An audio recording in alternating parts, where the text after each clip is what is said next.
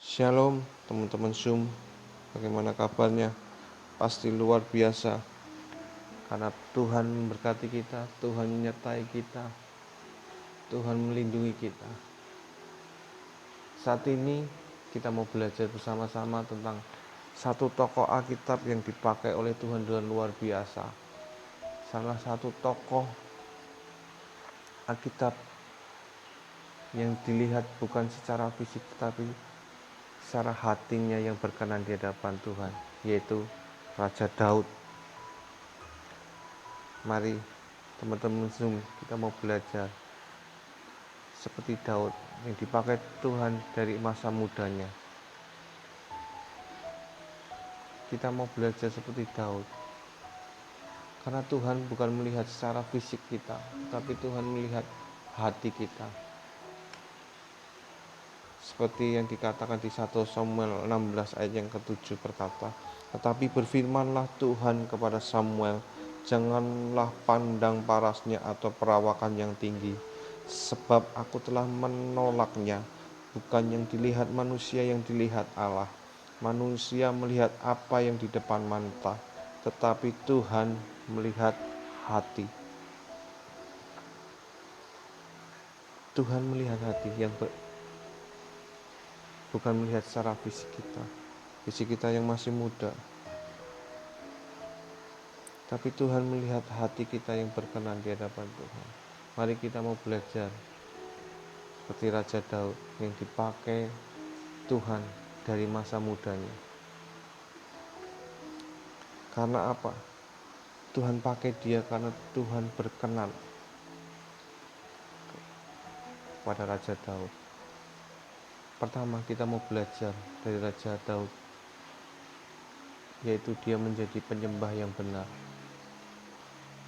Saat dia berikan puji-pujian, penyembahan bagi Tuhan, dia naikkan, dia persembahkan menjadi dupa yang harum bagi Tuhan. Ada puji-pujian, penyembahan, pengagungan bagi Tuhan, hingga tercatat puji-pujian pengagungan Raja Daud menjadi satu kitab tersendiri, yaitu kitab Mazmur. Kita mau belajar, kita kalau ingin berkenan di hadapan Tuhan dan kita dipakai oleh Tuhan menjadi luar biasa mulai masa muda kita mau belajar untuk menjadi penyembah yang benar di hadapan Tuhan. Bagaimana? Kita setiap hari kita belajar berikan pengagungan, pujian bagi Tuhan kita, Allah kita. Biarlah puji-pujian itu menjadi dupa yang harum bagi Tuhan. Bukti bahwa puji-pujian penyembahan Daud adalah yang berkenan di hadapan Tuhan di 1 Samuel 16 ayat yang ke-23, di mana ini diceritakan tentang seorang Raja Saul yang roh Tuhannya telah mundur daripada Saul dan ia diganggu oleh roh jahat. Dan Saul meminta untuk hamba-hambanya mencari seorang pemain kecapi agar dia merasa nyaman. Dan Daud dikenal oleh salah satu hambanya Saul, dan dia dipanggil, dan terbukti saat dia menaikkan puji-pujian di ayat yang ke-23, dan setiap kali apabila roh yang daripada Allah itu hingga pada Saul, maka Daud mengambil kecapi dan memainkannya. Saul merasa lega dan nyaman, dan roh yang jahat itu undur daripadanya. Inilah kuasa puji-pujian, kuasa penyembahan. Kalau kita berikan pujian penyembahan yang benar kepada Tuhan, roh jahat pun akan undur dari kita. Roh jahat tidak akan mendekat.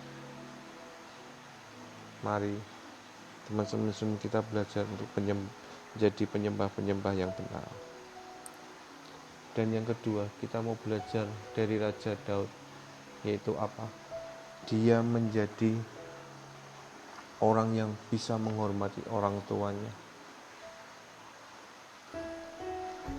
dia menghormati orang tuanya. Walaupun dia sudah diurapi oleh Tuhan melalui nabinya Samuel, dia ditetapkan menjadi seorang raja, tetapi dia tetap menghormati orang tuanya. Saat orang tuanya menyuruh dia untuk menggembalakan dombanya, dia kerjakan itu. Kita lihat di 1 Samuel 17 ayat yang ke-15, katakan, tetapi Daud selalu pulang daripada Saul untuk menggembalakan domba ayahnya di Bethlehem. Dia setelah bekerja tempat Saul, dia tetap kerjakan tanggung jawabnya. Dia menjadi menggembalakan domba-domba ayahnya. Dan saat dia disuruh orang tuanya, disuruh oleh ayahnya untuk menengok kakak-kakaknya, dia kerjakan dengan tanggung jawab. Di ayat yang ke-17, Isai ayahnya ini, Isai berkata kepada Daud anaknya, ambillah untuk kakak-kakakmu berti gandum ini seeva dan roti yang 10 ini, bawalah cepat-cepat ke perkemahan kepada kakak-kakakmu. Dan baiklah sampaikan keju yang 10 ini kepada kepala pasukan 1000. Tengoklah apakah kakak-kakakmu selamat, dan bawalah pulang suatu tanda dari mereka. Ayahnya menyuruh Daud untuk menengok kakak-kakaknya di medan perang. Dan Daud kerjakan itu dengan sepenuh hati. Apa buktinya dia kerjakan dengan sepenuh hati? Di ayat yang ke-20. Lalu Daud bangun pagi-pagi, ditinggalkannya lah kambing dombanya pada seorang penjaga, lalu mengangkat muatan dan pergi, seperti yang diperintahkan Isai kepadanya. Sampailah ia ke perkemahan ketika tentara keluar untuk mengatur barisannya dan mengangkat sorak perang. Daud menghormati orang tuanya. Dia taat kepada orang tuanya. Karena di Alkitab dikatakan seperti yang diperintahkan Isai kepadanya. Dia kerjakan apa yang disuruh oleh orang tuanya, dia kerjakan dengan sepenuh hati. Dengan sepenuh hati dikatakan buktinya apa? Lalu Daud bangun pagi-pagi. Berarti dengan sungguh-sungguhan hati dia kerjakan itu. Mari kita mau belajar untuk menghormati orang tua kita. Kita belajar untuk menghormati orang yang dituakan kita. Kita juga belajar untuk menghormati dan menghargai orang-orang yang diurapi oleh Tuhan. Daud lakukan itu. Kita mau belajar.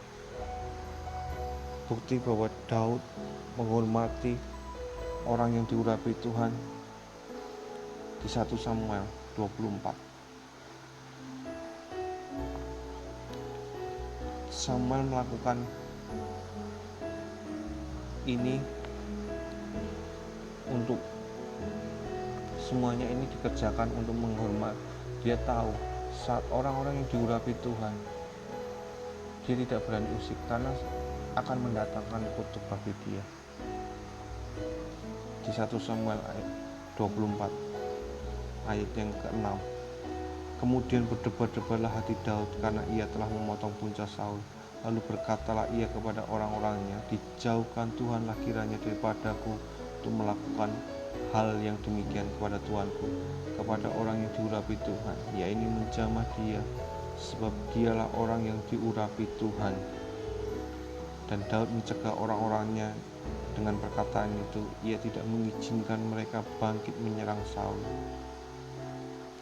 Di sini di Alkitab dikatakan Saul harusnya bisa dibunuh oleh Daud. Raja Saul yang sudah menyerang Daud ingin membunuh Daud, dan di suatu saat Daud sudah ada kesempatan bisa membunuh Saul, tapi dia tidak lakukan karena dia tahu bahwa Saul adalah orang yang diurapi Tuhan. Mari teman-teman, kita mau belajar untuk menghormati orang-orang yang diurapi Tuhan. Kita belajar untuk menghormati gembala sidang kita. Kita mau menghormati kakak-kakak rohani kita. Kita mau menghormati orang-orang yang dituakan. Kita belajar seperti Daud. Kalau kita ingin dipakai dengan luar biasa, kita mau dipakai oleh Tuhan dengan luar biasa, kita harus bisa menghormati orang tua kita. Kita bisa menghormati orang yang diurapi Tuhan, seperti Raja Daud. Dia dipakai dengan luar biasa karena dia bisa menghormati orang tua dan menghormati orang yang diurapi Tuhan. Dan yang ketiga, Daud memiliki iman yang kuat. Dia memiliki kepercayaan, keyakinan kepada Allahnya yang kuat, bahwa Allahnya yang mampu melindungi dia, Allahnya yang mampu menyertai dia, Allah yang memberkati dia. Kita buktikan iman Daud yang kuat, iman yang memiliki keyakinan, kepercayaan yang luar biasa buat Tuhannya saat dia melawan Goliat. Di 1 Samuel 17 ayat yang ke-45, saat dia sudah berhadapan-hadapan dengan Goliat, dia berkata kepada Goliat, tetapi Daud berkata kepada orang Filistin itu, engkau mendatangi aku dengan pedang dan tombak dan lembing, tetapi aku mendatangi engkau dengan nama Tuhan semesta alam, Allah segala barisan Israel yang kau tantang itu. Ayat yang 46, hari ini juga Tuhan akan menyerahkan engkau ke dalam tanganku, dan aku akan mengalahkan engkau dan memenggal kepalamu dari tubuhmu.